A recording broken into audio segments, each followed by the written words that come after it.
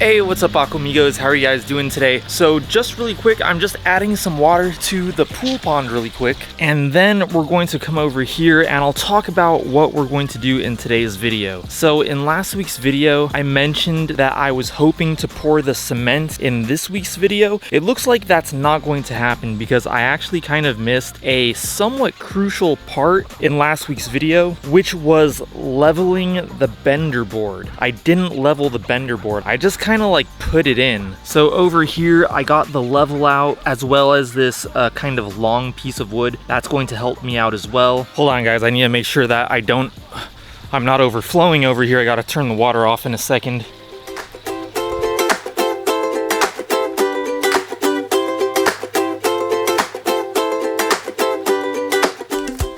Alright, so while that's doing its thing, I'll go and continue explain what I'm doing. So basically, what I mean by leveling the bender board is I mean making sure that the bender board is pretty much at the same height all along the perimeter of the pond. Because what's going to happen is that if some parts are lower down than others, when I pour that cement, the height of the cement's going to be different around the pond, which is going to cause my retaining wall to be uneven when I lay those cinder blocks on top of the cement foundation. So that's why I need to go in here and make sure everything's leveled. I went really quick and checked, and surprisingly that side is fairly leveled, so I might not have to do much over there. But then when we come around this side is quite a bit lower down than the other side. So I'm going to go ahead and have to bring this side up a little bit and then just check wherever else I need to make any changes. So let's go ahead and get started.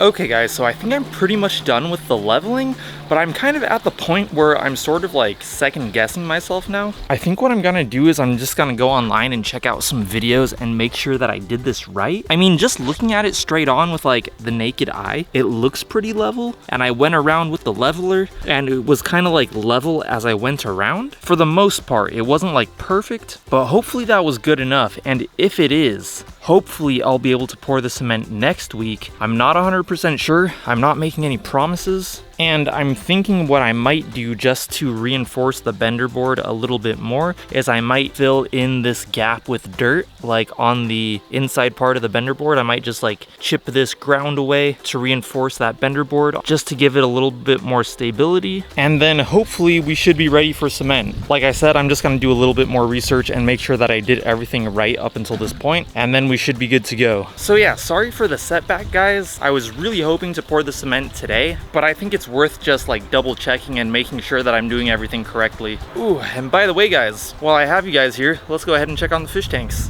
All right, here we go guys. So let's go ahead and start off with a 10 gallon. We have quite a few fry in this tank now, which is pretty interesting. I wasn't sure how many fry we would get considering that there are not too many hiding places in this tank, but yeah, we are getting some. One thing about this tank guys is I'm getting some of these mosaic guppies coming out with like these smaller tails like that guy right there. And I'm wondering, I don't know a lot about like, you know, guppy strains, but I'm wondering if that is like a less desirable strain, like when it comes out with that smaller tail opposed to the larger tail like this guy right here. Like I think those ones might be more desirable than the ones with these like smaller tails. So I'm actually considering taking those smaller tailed guys out and putting them into my mutt guppy tank so that they don't continue to breed with that small tail, and I'll try to keep this strain as pure as possible. And then the 15 gallon guys, this one's doing really well. Even after a week of not doing a water change, if I check the parameters, the nitrates will still be fairly low. And I have been seeing quite a bit more growth in these spider plants and the pothos. So I'm guessing it has something to do with that. But yeah, I'm really happy with the way things are going in these tanks, guys.